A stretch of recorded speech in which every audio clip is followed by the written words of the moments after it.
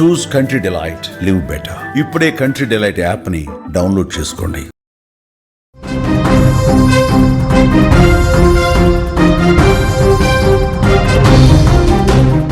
Big breaking news చూస్తున్నాం.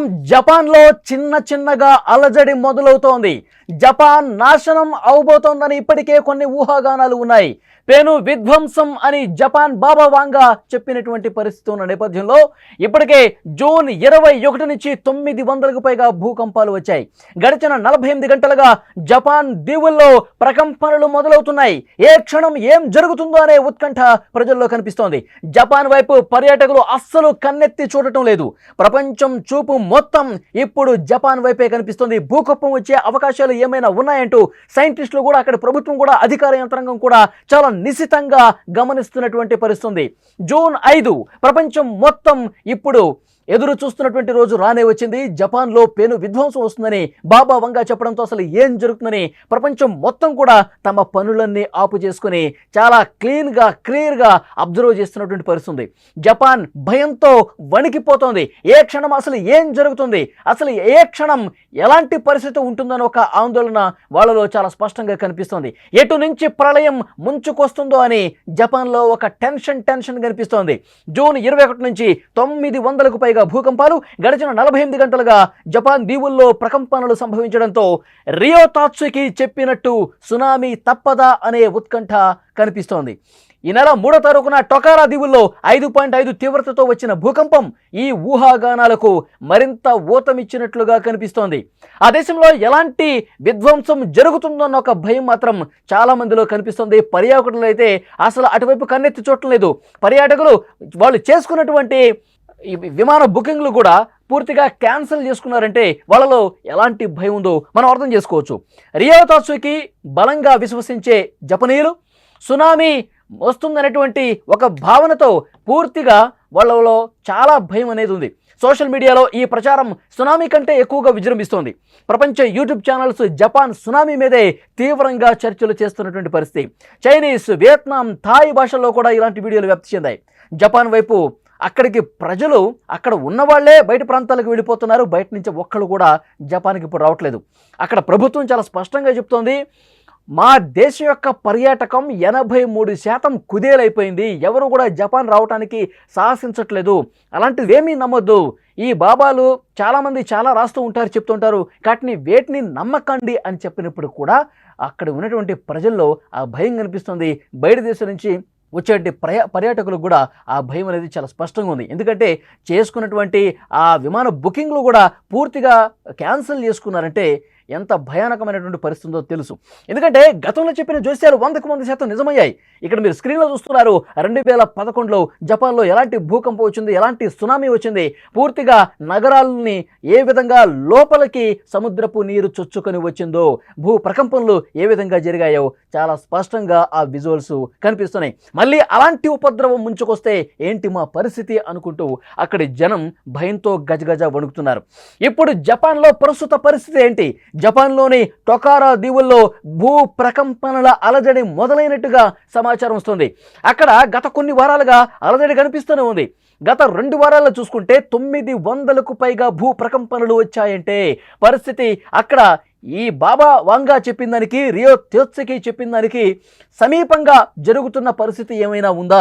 ఎందుకంటే అలజడులు కొనసాగుతూనే ఉన్నాయి, దీవుల్లో ప్రకంపనలు కొనసాగుతూనే ఉన్నాయి. కానీ ఇవి అక్కడ సాధారణమే అని చెప్తున్నప్పటికీ ఇది కొట్టి పారేయలేం, ఏమైనా జరగవచ్చు, ఎలాంటి ఉపద్రవమైనా ముంచుకు రావచ్చు అని ఒక సమాచారం అయితే వస్తోంది. పూర్తిగా ప్రపంచం మొత్తం జపాన్ వైపే చూస్తున్నారు. జపాన్లో పూర్తిగా రిక్టర్ స్కేల్స్ చాలా యాక్టివ్గా ఉంచినటువంటి పరిస్థితి. ఏ మూలన ఏం జరగబోతుంది, ఏ మూలన ఏ దీవుల్లో ఎలాంటి ప్రకంపనలు వస్తాయన్నది కూడా శాస్త్రవేత్తలు కూడా నిశ్చితంగా గమనిస్తున్నారు. ఎందుకంటే రియో తాత్సుకి గతంలో పుస్తకంలో రాసినట్టుగా ఏది 2011లో సునామీ కావచ్చు, తర్వాత కరోనాకి సంబంధించినటువంటి మహమ్మారి కూడా వస్తుంది అని చెప్పడం కావచ్చు, ప్రిన్సెస్ డయానా మృతికి సంబంధించి చెప్పడం కావచ్చు, ఇవన్నీ చాలా కరెక్ట్గా ఎగ్జాక్ట్గా చెప్పినటువంటి పరిస్థితి. ఈ 2011 ఏదైతే సునామీ ఉందో అది కూడా నెలతో సహా చెప్పడం, మార్చి నెల అని చెప్పడం, ఇది మొత్తం కూడా ఇది నిజమయ్యే పరిస్థితి ఏమైనా ఉంటుందా అన్న ఒక ఆందోళన, భయం అయితే చాలా స్పష్టంగా కనిపిస్తుంది. జూలై 5 అన్నారు, జూలై 5 వచ్చేసింది. ఈరోజు ఉదయం నుంచి అక్కడి టొకారా దీవుల్లో మళ్ళీ మెల్లగా అలజడి మొదలవుతుంది. 2 వారాల నుంచి ఉంది, కానీ ఈరోజు ఉదయం నుంచి జపాన్లో ఆ టొకారా దీవుల్లో అలజడి కొంత యాక్టివ్ మోడ్లోకి వెళ్ళినట్టుగా అక్కడ స్థానిక ప్రజానీకం చెప్తూ ఉన్నారు. ఇళ్లలో నుంచి బయటకు వచ్చి బిక్కుమంటూ కాలం గడుపుతున్నటువంటి పరిస్థితి. ఈ ఒక్కరోజు గడిస్తే చాలు, ఎందుకంటే వాంగా బాబా చెప్పినట్టుగా ఈ ఒక్కరోజు గడిస్తే ఈ ప్రాణాలు దక్కించుకుంటే చాలు అని అక్కడ సముద్ర తీర ప్రాంతంలో ఉన్నటువంటి ప్రజలు, ఆ పరివాహక ప్రాంత ప్రజలందరూ కూడా భయంతో కాలం గడుపుతున్నటువంటి పరిస్థితి ఉంది. విజువల్స్లో చూస్తూ ఉన్నాం, అందరూ కూడా చాలా నిశితంగా పరిశీలిస్తూ ఉన్నారు. ఏ చిన్న ప్రకంపన వచ్చినా సరే ఇది జూలై 5 డిజాస్టర్కి సంకేతమా, దానివైపే అడుగులు పడుతున్నాయా అన్న భయం కూడా చాలా స్పష్టంగా అక్కడ ప్రజలందరూ కూడా అనుకుంటున్నారు. రియో తాత్సుకి బొమ్మల రూపంలో రాస్తారు, కామిక్ డయాగ్రామ్స్ లాగా గీస్తూ ఉంటారు. తనకు కలలో వచ్చినటువంటివి నిజమవుతున్నాయి.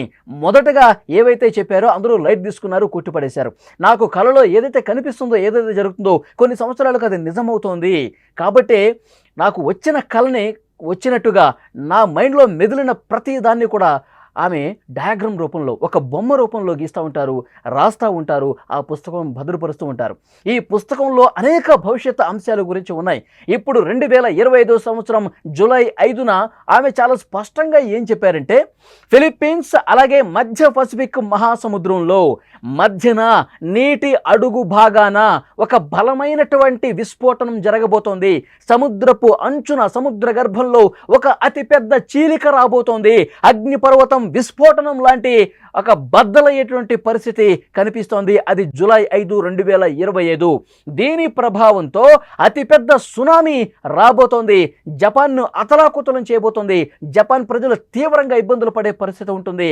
లక్షలాదిగా జనం ప్రభావితమయ్యేటువంటి అవకాశం ఉంది. 2011లో ఏదైతే వచ్చిందో, 2011లో అతిపెద్ద భూకంపం జపాన్ను అతలాకుతలం చేసిందో దానికి మించి 3 రెట్లు అధికంగా ఈసారి జూలై 5న రాబోతుందని చెప్పి ఆ పుస్తకంలో చాలా స్పష్టంగా రాసి ఉంది. ఎప్పుడైతే జూలై మొదలైందో 2025 సంవత్సరం, అప్పటి నుంచి కూడా ఇది పూర్తిగా యాక్టివ్ మోడ్లోకి వెళ్ళిపోయింది. ప్రపంచ మీడియా మొత్తం కూడా జపాన్ కేంద్రీకృతమై పూర్తి స్థాయిలో దాని మీదే ప్రత్యేక కథనాలు రాయటం ప్రారంభించారు. జూలై 1 నుంచి మనం చూస్తున్నాం, జపాన్లో ఉన్నటువంటి టొకారా దీవుల్లో 900 సార్లు భూమి కంపించింది. ఈ జూలై 5 రానే వచ్చింది. జూలై 5 ఉదయం నుంచి కూడా టొకారా దీవుల్లో కొంత యాక్టివ్ మోడ్లో భూ పలకలు అనేది కంపిస్తున్నట్టుగా తెలుస్తోంది. ఇదే ఆందోళన ప్రస్తుతం కనిపిస్తోంది. పర్యాటకులు చాలా స్పష్టంగా ఎవరైతే బుకింగ్స్ క్యాన్సిల్ చేసుకున్నారో జపాన్కి వెళ్ళటానికి, జపాన్కి పర్యాటక రంగానికి వాళ్ళు ఊతమిచ్చే విధంగా ఎవరైతే వెళ్తూ ఉంటారో వాళ్ళు సోషల్ మీడియాలో పోస్టులు పెడతా ఉన్నారు. ఈ టొకారా దీవుల్లో భూ ప్రకంపనలు వస్తున్నాయి, మేము బాబా వంగ ఏదైతే చెప్పారో దాన్ని నమ్ముతా ఉన్నాం, గతంలో జరిగినాయి కాబట్టి అందుకే మేము టికెట్స్ కూడా క్యాన్సిల్ చేసుకున్నాం, అందుకే జపాన్లో పర్యటనని మేము వాయిదా వేసుకున్నాం, అవసరమైతే ఆగస్టులో పోతాం, లేదంటే సెప్టెంబర్లో పోతాం, అంతేగాని అనుమానం ఉన్న చోట ఎందుకు పోవాలి, ఎందుకు మేము జపాన్లో ఆ సముద్ర గర్భంలో మేము ఎందుకు సమాధి కావాలి అంటూ సోషల్ మీడియాలో ప్రస్తుతం వాళ్ళందరూ కూడా పోస్టులు పెడుతున్న పరిస్థితుంది. కానీ జపాన్లో ఉన్నటువంటి ప్రభుత్వం కావచ్చు, అధికార యంత్రం కావచ్చు, చాలా స్పష్టంగా చెప్తున్నారు, వీటన్నిటిని కొట్టిపడేయండి. జపాన్లో ఇక్కడ ఈ చిన్నపాటి ప్రకంపనలు అనేవి సాధారణంగా వస్తూనే ఉంటాయి. దాన్ని బాబా వంగాతో పోల్చి ఆమె ఈరోజు చెప్పింది కదా అని చెప్పి మీరు మీ పనులను వాయిదా వేసుకుంటే మీరే నష్టపోతారు. ఇక్కడ ఎలాంటి పరిస్థితి లేదు. ఇప్పటికే టొకారా దీవుల్లో ఉన్నటువంటి ప్రకంపనలకు సంబంధించి కూడా మేము చాలా జాగ్రత్తలు తీసుకున్నాము. ఆ దీవుల్లో జనం చాలా తక్కువ మంది ఉంటారు, వాళ్ళందరినీ కూడా సురక్షిత ప్రాంతాలకు తరలించేటువంటి ఏర్పాట్లు చేసాం. వాటికి పునరావాస కేంద్రాలు కూడా ఏర్పాటు చేసినటువంటి పరిస్థితి ఉంది. కాబట్టి ఎవరు భయాందోళన చెందొద్దు, ఎవరు కూడా భయం కావద్దు, లోను కావద్దు అని చెప్పి చెప్తున్నప్పటికీ కూడా అక్కడి స్థానిక ప్రజానీకం ఈరోజు ఉదయం నుంచి కూడా పెద్ద పెద్ద అపార్ట్మెంట్స్లో విల్లాల్లో ఉన్నవాళ్ళు కావచ్చు, వాళ్ళందరూ కూడా తమ ఇళ్లను ఖాళీ చేసి కొంత సురక్షిత ప్రదేశాలకు వెళ్తూ ఉన్నారు. బలమైనటువంటి కాంక్రీట్ గోడలు లేని ప్రదేశాలకు వెళ్తూ ఉన్నారు. ఒక్కసారిగా ఒక్క ఉదుటున ఏమైనా అతిపెద్ద భూకంపం వస్తే బిల్డింగులు పడిపోయే పరిస్థితి ఉంటుంది. మనం చూసాం బ్యాంకాక్ ప్రాంతాల్లో ఎలాంటి పరిస్థితులు ఉన్నాయో కూడా మనం చూసాం. కాబట్టి ప్రాణాలు మీదకి తెచ్చుకోవటం ఎందుకు అని చాలామంది అక్కడ స్థానిక ప్రజానీకం అక్కడ సువిశాల ప్రదేశాల్లోకి వెళ్తున్నారు, ఓపెన్ ప్లేసెస్లోకి వెళ్తున్నారు, తమ ప్రాణాలను కాపాడుకుంటూ ఉన్నారు. కాబట్టి ఈ జూలై 5 గడిస్తే మా ప్రాణాలు మేము దక్కించుకుంటున్నట్టే అని చెప్పి చాలామంది భావిస్తున్నారు. ఈరోజు ఉదయం నుంచి జపాన్లో ఉన్నటువంటి వాస్తవ పరిస్థితులు, ప్రస్తుత పరిస్థితులు ఏంటి అంటే చిన్నపాటి ప్రకంపనలు అనేవి కొనసాగుతూనే ఉన్నాయి. స్క్రీన్ మీద మీరు చూస్తూ ఉన్నారు. చిన్న చిన్న ప్రకంపనలు, కార్లు ఎట్లా ఊగుతున్నాయో, బిల్డింగ్స్ ఎట్లా షేక్ అవుతున్నాయో కూడా మనం చూస్తూ ఉన్నాం.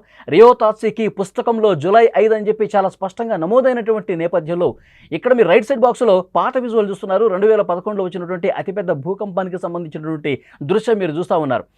భూకంపానికి అక్కడ ఆఫీసులు ఏ విధంగా వణికిపోయాయో మీరు చూస్తూ ఉన్నారు. ఈరోజు ఉదయం నుంచి అంత యాక్టివ్ మూడ్లో లేకపోయినా కొద్దిపాటి ప్రకంపనలు అక్కడ టొకారా దీవుల్లో కావచ్చు, మిగతా దీవుల్లో కొనసాగుతూనే ఉన్నాయి.